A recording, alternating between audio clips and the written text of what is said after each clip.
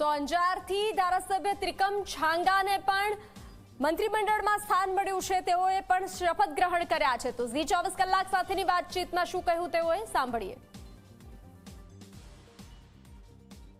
ભૂપેન્દ્ર પટેલની સરકારના નવા મંત્રીમંડળે શપથ લઈ લીધા છે, જેમાં કેબિનેટ મંત્રી, રાજ્ય કક્ષાના જે સ્વતંત્ર હવાલાના મંત્રી અને બીજા રાજ્ય કક્ષાના મંત્રી એ તમામે શપથ લીધા છે। અને તેમાંથી એક જે ત્રિકમ છાંગા એ અંજારના છે, તેમણે પણ રાજ્ય કક્ષાના મંત્રી તરીકે શપથ લીધા છે। એમના નિવાસ સ્થાને હું છું, મારી સાથે એ નવા મંત્રી એ હાજર છે, તેમની સાથે પણ વાત કરીશું ને સાથે એમના ઘરનો માહોલ જે ગાંધીનગર MLA ક્વાર્ટર્સ છે ત્યાંનો બતાવી રહ્યો છું કે જ્યાં એ અંજારવાસીઓ, એ પાર્ટીના સભ્યો, એ કાર્યકર્તા, એ જિલ્લા પ્રમુખ, એ તમામ લોકો અહીંયા હાજર છે। કારણ કે બે પરિવાર, એક તો તેમનો મેન પરિવાર અને બીજો આ પરિવાર કે જેને સાથે તેઓ કામ કરી રહ્યા છે ને તેની સાથે તેઓ આગળ વધી રહ્યા છે। અંજાર અને કચ્છની વાત આવે તો અનેક મુદ્દાઓની વાત ચર્ચાતી હોય છે, ત્યારે જ્યારે ત્રિકમ છાંગા એ મંત્રી પદ તરીકે શપથ લીધા છે ત્યારે એ વિસ્તારની પણ આપણે વાત કરીશું। સાહેબ, શું કહેશો? હવે પ્રમુખ સાહેબ કહે છે પહેલા શપથ લીધા છે, આભાર તમારો બધાનો અને બધાને શુભેચ્છા। દિવાળી, નવા વર્ષની પણ બધાને ખૂબ ખૂબ શુભેચ્છા। મારા પ્રમુખ છે ઉપસ્થિત, થોડીક વાતચીત તમારી સાથે કરશે એ તો કરીએ, પણ હવે જ્યારે તમે શપથ લીધા છે, હવે જ્યારે આગળ કામ શરૂ કરવાની વાત આપના વિસ્તારથી કે પછી કઈ રીતે? શપથ લીધા છે, કામ કરવા માટે લીધા છે એટલે કામ શરૂ કરી દેશું। શું લાગે છે, કયા ખાતાની એક અપેક્ષા? એ અમારો વિષય નથી, એ અમારો વિષય જ નથી, અમારે કામ અમારો વિષય છે। અંજારની કોઈ વાત, કચ્છની કોઈ વાત આપ કરી શકો? અત્યારે કાંઈ નહીં, નો કોમેન્ટ। એક રણ પણ કહેવાય છે, બધું દિવાળી પછી, બધું દિવાળી વધારે વાત નહીં, પણ આ જે અંજારવાસીઓ છે એમની સાથે પણ આપણે વાત કરીશું, કારણ કે એમનો પરિવાર છે એ પાર્ટીના પ્રમુખ હોય કે બીજા લોકો સાથે।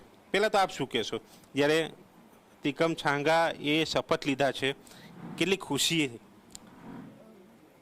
આખા કચ્છમાં આનંદનો માહોલ છે અને ભારતીય જનતા પાર્ટીએ અમારા સ્થાનિક લોકપ્રિય ધારાસભ્ય ત્રિકમભાઈને મંત્રીપદ તરીકેની જવાબદારી સોંપી છે, ત્યારે સમગ્ર કચ્છમાં ખુશીનો માહોલ છે।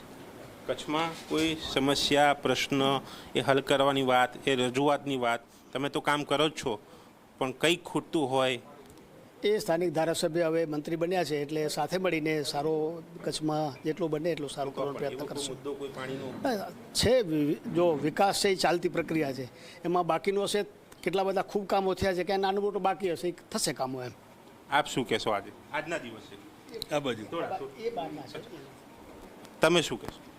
આજે સમગ્ર કચ્છ ખૂબ ખુશ છે એટલા માટે કે ત્રિકમભાઈ છાંગા જિલ્લા પંચાયતના અધ્યક્ષ રહી ચૂક્યા છે અને જિલ્લા પંચાયતના અધ્યક્ષ તરીકેનો એમનો કાર્યકાળ એ સુવર્ણ કાર્યકાળ રહ્યો છે। પોતે ખૂબ સમર્પિત કાર્યકર્તા છે, સાદગીનું પ્રતીક છે। જિલ્લા પંચાયતના અધ્યક્ષ તરીકે રતનાલથી ભુજ જિલ્લા પંચાયતમાં ST બસમાં બેસીને આવે એ અમે જોયું છે। એટલે આ પ્રકારના સમર્પિત કાર્યકર્તા અને શિક્ષકનો જીવ છે, એટલે સમગ્ર કચ્છ જિલ્લાનો વ્યાપક પ્રવાસ એમણે પહેલાં પણ કર્યો છે। કચ્છના બધા જ વિષયોથી પરિચિત છે। કચ્છને તો ફાયદો થશે, પણ ત્રિકમભાઈ જેવા સનિષ્ઠ વ્યક્તિ, શિક્ષિત વ્યક્તિ ગુજરાત રાજ્યના પ્રધાનમંડળમાં આવવાથી એમને જે વિભાગ સોંપશે એ વિભાગની અંદર ગુજરાતને ફાયદો થશે એવો વિશ્વાસ છે। કચ્છને તો મોટો ફાયદો થશે, પણ સમગ્ર ગુજરાતને ફાયદો થશે। એ બોલે ઓછું છે, કામ વધુ કરવામાં માને છે અને સાદગી સાથેનું જીવન જીવે છે। કચ્છની અંદર નર્મદાનું પાણી પહોંચ્યું છે। આદરણીય નરેન્દ્રભાઈના નેતૃત્વમાં ભારતીય જનતા પાર્ટીની સરકારે સમગ્ર કચ્છની અંદર ખેતીને, સિંચાઈનું અને પીવાનું પાણી છેક બોર્ડર સુધી તમામ તાલુકાઓની અંદર પહોંચતું કર્યું છે। એટલે કચ્છની અંદર પીવાનું પાણી તો પહોંચ્યું જ છે, પરંતુ કચ્છની જે કંઈ સમસ્યા નાની મોટી કોઈ પેન્ડિંગ હોય જ કોઈ પણ જગ્યાએ,